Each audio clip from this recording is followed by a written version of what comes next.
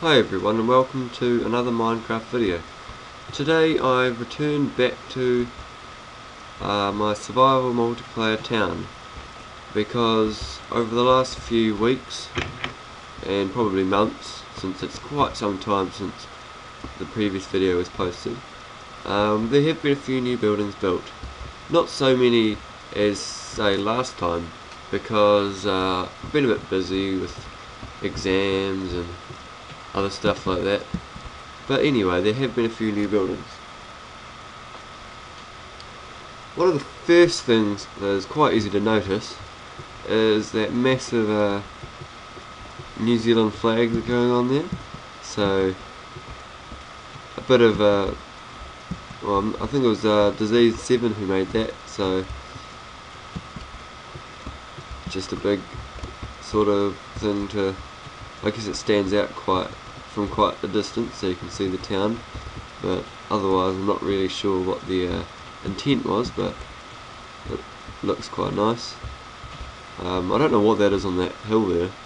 I don't know who built that, but what else have we got? Oh yes, of course, down here there have been a few new buildings. If I just come down here past the sugarcane farm and the cinema, over here we have the glass maker. And it's pretty straightforward really. Coal goes in here and the glass and glass panes go in here, and it appears we're pretty empty, so I'm probably going to have to find some more at some point. But yeah, that's the glass maker. And over here we have the Fletcher. So in here he has his feathers in the flint, and there is a bit in here actually. Makes his arrows and puts them in here, and so we've got a bit of an area to or a building to store all our arrows. And yeah, and what else do we have? I'm just trying to think of all the things. Oh yeah, of course, one of the most obvious things is the town centre here got an upgrade. It used to be made of planks, but I farmed a whole lot of bricks from my other village and I brought them over and redid the walls completely. So that was I reckon it looks quite good compared to what it did. And okay. And now, of course, last time I had mentioned the jail, but it wasn't actually finished. But now it is, so I'm going to show you guys that quickly. So this little lever here opens the front door.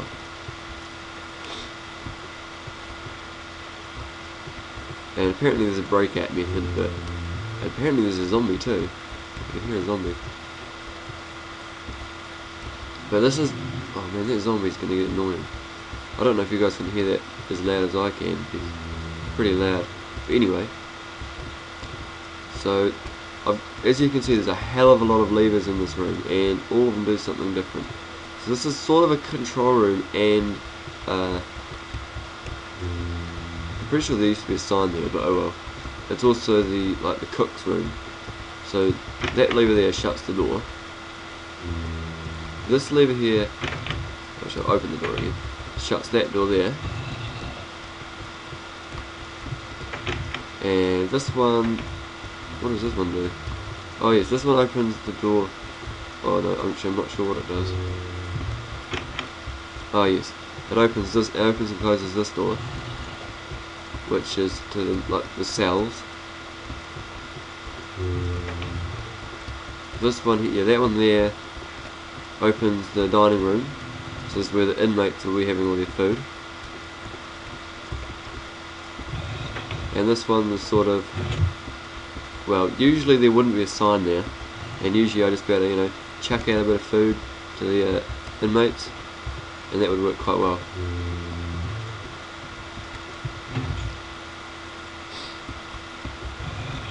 Oh yeah, and of course that one opens here into the storage room where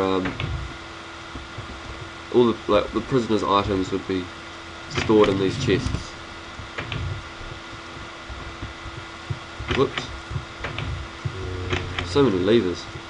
And in here, of course, are all the cells. I can't get into them right now, but I'll show you how that works. So if you come up here, this is sort of like the secret passage through the roof, basically. And, well, up here first there's like a little lookout tower. It's not that great, but you can sort of see around the place. Still, ShadyNZ's ship over there isn't quite finished. I'm not sure if he's going to get around to doing that, but I assume he will at some point. And down here, so back in here, here's the warden's room. And this is where sort of the controls for the actual cells themselves are. So if I press this,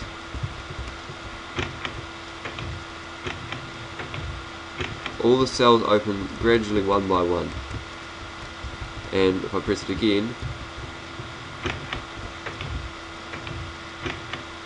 they will close. And that was all just done with a big redstone circuit with a few repeaters between each door. And this is sort of just the back entrance to the warden's room.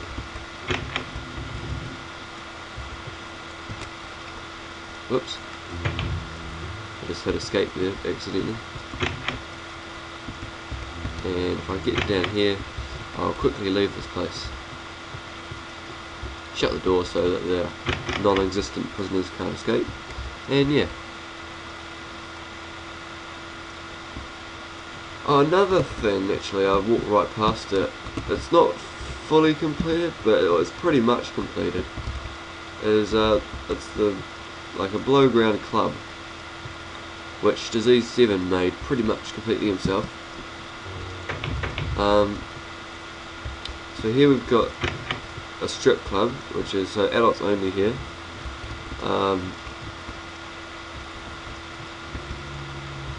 Pretty straightforward, really. And here we've got the creeper bar with a zombie. So we'll just take care of that. It looks like it's slightly broken here. And the Enderman there's been an Enderman or two in here as well. A few blocks moved around. So that'll need to be fixed. And down here is like the sort of dance floor room.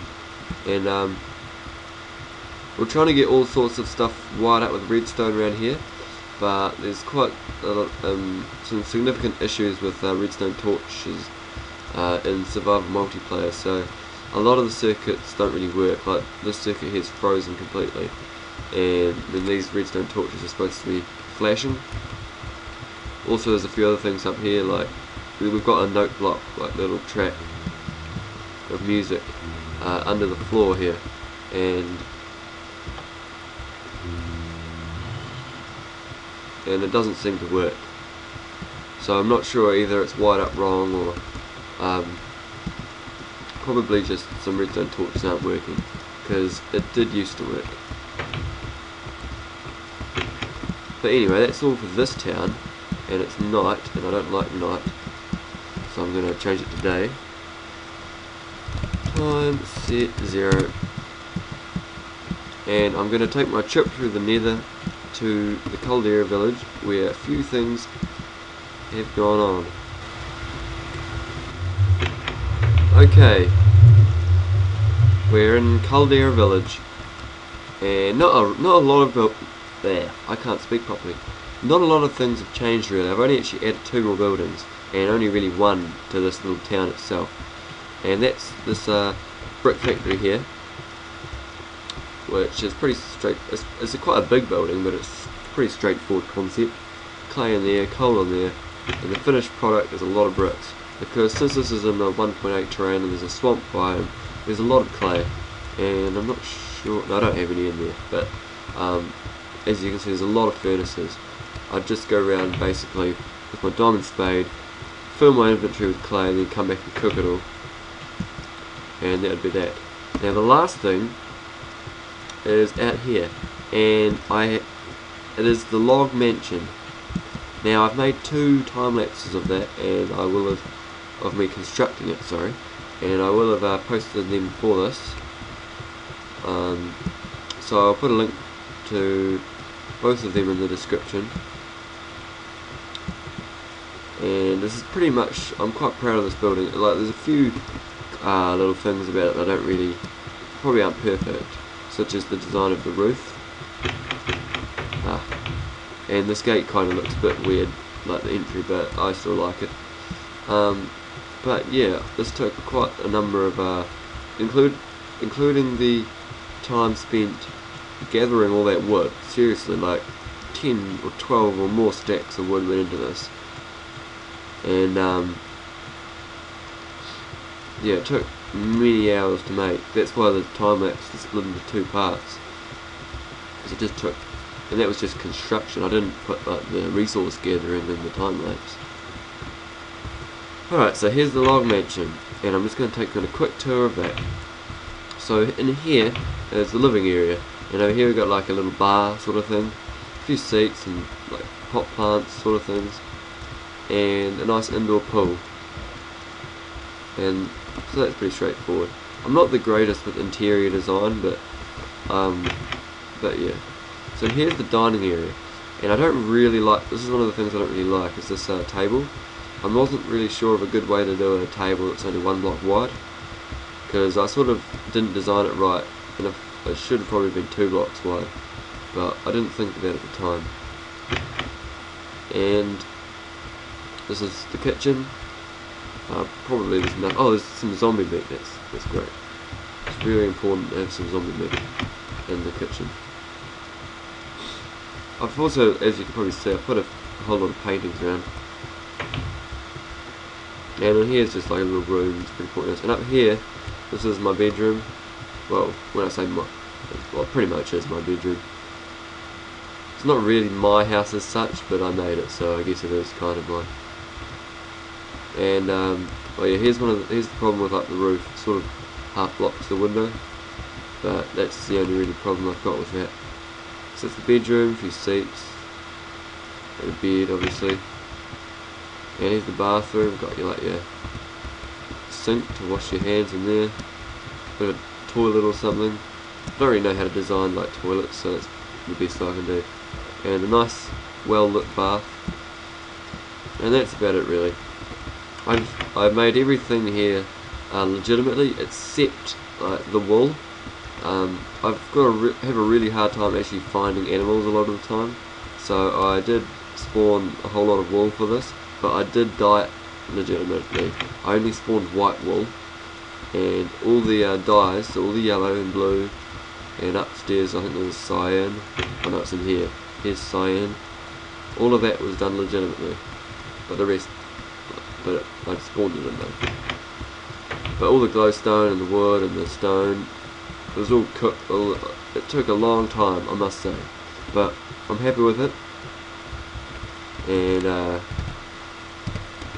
I'll give you a little sweeping shot of it just to close this video. And so I can just come over here. And so this is what it looks like from the air. So I want to thank you guys for watching this. I'm actually quite stuck for ideas of what else I can build, so any ideas would be great. I'll probably think of stuff anyway, but any extra ideas would be great.